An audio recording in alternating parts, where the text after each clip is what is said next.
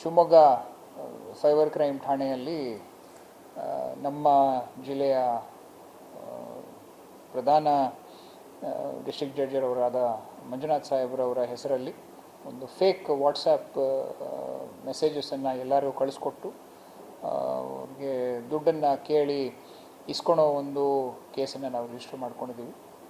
ಇದರಲ್ಲಿ ಅವರು ಯಾರು ಇದ್ದರು ಆರೋಪಿಗಳು, ಅವರು ಸಾಹೇಬ್ರ ವಾಟ್ಸಪ್ ಡಿ ಪಿಯಲ್ಲಿ ಅವ್ರ ಫೋಟೋವನ್ನು ಹಾಕ್ಕೊಂಡು ನಂತರ ಎಲ್ಲರಿಗೂ ನಾನು ಈ ಥರ PDJ ಇದ್ದೀನಿ, ನನಗೆ ಇಮಿಡಿಯೇಟಾಗಿ ಸ್ವಲ್ಪ ಹಣ ಬೇಕಾಗಿದೆ ಅಂತ ಕೇಳಿ ಅವರೆಲ್ಲ UPIನಲ್ಲಿ ಹಾಕ್ಸ್ಕೊತಾ ಇದ್ದರು. ಇದನ್ನು ತಿಳಿದಂತಹ ಮಾನ್ಯ ಜಡ್ಜ್ ಸಾಹೇಬರು ನಮ್ಮ ಸೈಬರ್ ಕ್ರೈಮ್ ಸ್ಟೇಷನಲ್ಲಿ ಕಂಪ್ಲೇಂಟನ್ನು ಕೊಟ್ಟಿದ್ದಾರೆ. ನಾವು ಕಂಪ್ಲೇಂಟನ್ನು ರಿಜಿಸ್ಟರ್ ಮಾಡಿಕೊಂಡು ಅತಿ ಶೀಘ್ರದಲ್ಲೇ ಆರೋಪಿಗಳನ್ನು ಪತ್ತೆ ಹಚ್ಚೋದಕ್ಕೆ ಒಂದು ಟೀಮನ್ನು ನಾಳೆ ರೆಡಿ ಮಾಡಿದ್ದೀವಿ. ಅತಿ ಶೀಘ್ರದಲ್ಲೇ ನಾವು ಎಲ್ಲರನ್ನೂ ಪತ್ತೆ ಮಾಡಬೇಕು ಅಂತ ನಮ್ಮ ಕಡೆಯಿಂದ ನಾವೆಲ್ಲ ಪ್ಲ್ಯಾನ್ ಮಾಡಿಕೊಂಡು ಆ್ಯಸ್ ಆಫ್ ನೌ ನಮಗೆ ಗೊತ್ತಾಗಿಲ್ಲ. ಬಟ್ ಇವಾಗ ಯಾರು ಹಾಕಿದ್ದಾರೆ ಅಂತ ಇವಾಗ ಮುಂದೆ ಬರಬೇಕಾಗುತ್ತೆ. ಯಾಕಂದರೆ ಇವಾಗ ನಾವು ಇನ್ವೆಸ್ಟಿಗೇಷನ್ನ ಹುಡ್ಕೊಂಡು ಹೋದಾಗ ಯಾರಾದರೂ ಸಾಮಾನ್ಯ ವ್ಯಕ್ತಿಗಳು ಹಾಕಿದರೆ ದಯವಿಟ್ಟು ಬಂದು ನಮಗೆ ಅಪ್ರೋಚ್ ಆಗಿ, ಇಲ್ಲ 1930ಗೆ ಫೋನ್ ಮಾಡಿ. ಆವಾಗ ನಾವು ಏನಾದರೂ ಆ ಅಕೌಂಟಲ್ಲಿ ದುಡ್ಡಿತ್ತು ಅಂದರೆ ಅದನ್ನು ಫ್ರೀಸ್ ಮಾಡಿ ನಿಮಗೆ ವಾಪಸ್ ಕೊಡೋದಕ್ಕೆ ಆಗುತ್ತೆ.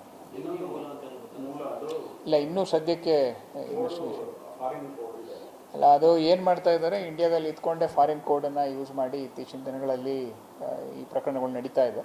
ಅವರು ತಗೊಳೋದು ಫಾರಿನ್ ನಂಬರ್, ಬಟ್ ಆಪ್ರೇಟ್ ಮಾಡೋದು ಇಂಡಿಯಾದಲ್ಲೇ. ಬರೀ ಒಂದು OTPಗಷ್ಟೇ ಅವರು ಫಾರಿನ್ ನಂಬರನ್ನು ತೋರಿಸ್ಕೊತಾರೆ. ಒಂದು ಸರ್ತಿ ಅದಾದಮೇಲೆ ಇಂಡಿಯಾ ನಂಬರಲ್ಲೇ ಆಪ್ರೇಟ್ ಮಾಡ್ತಾರೆ. ಅವರನ್ನು ವೈಫೈ ಮುಖಾಂತರ ಕನೆಕ್ಟ್ ಮಾಡಿಕೊಂಡು ಮಾಡ್ತಾರೆ. ಅದನ್ನು ನಾವು ಇವಾಗ ಪತ್ತೆ ಹಚ್ಚೋದಕ್ಕೆ ನಮ್ಮ ಟೀಮನ್ನು ಬಿಟ್ಟಿದ್ದೀವಿ. ಇನ್ವೆಸ್ಟಿಗೇಷನ್ನ ಹೀಗೆ ಮುಂದುವರ್ಸೋಣ ಅಂತ. ಅದೇ ಎಕ್ಸಾಕ್ಟಾಗಿ ನಮಗೆ ಇನ್ನೂ ಗೊತ್ತಿಲ್ಲ. ಅದು ನಾವು ಹುಡ್ಕೊಂಡು ಹೋಗ್ಬೇಕಾದ್ರೆ ನಮ್ಮ ಇನ್ವೆಸ್ಟಿಗೇಷನ್ ಮುಂದುವರೆಸಿದಾಗ ನಮಗೆ ಗೊತ್ತಾಗುತ್ತೆ. ಬಟ್ ಆ್ಯಸ್ ಆಫ್ ನೌ ಮೊನ್ನೆ ಸಾಹೇಬ್ರ ಗಮನಕ್ಕೆ ಬಂದಿದೆ, ನಿನ್ನೆ ಬಂದು ಒಂದು ಕಂಪ್ಲೇಂಟನ್ನು ಇಮಿಡಿಯೇಟಾಗಿ ಕೊಟ್ಟಿದ್ದಾರೆ.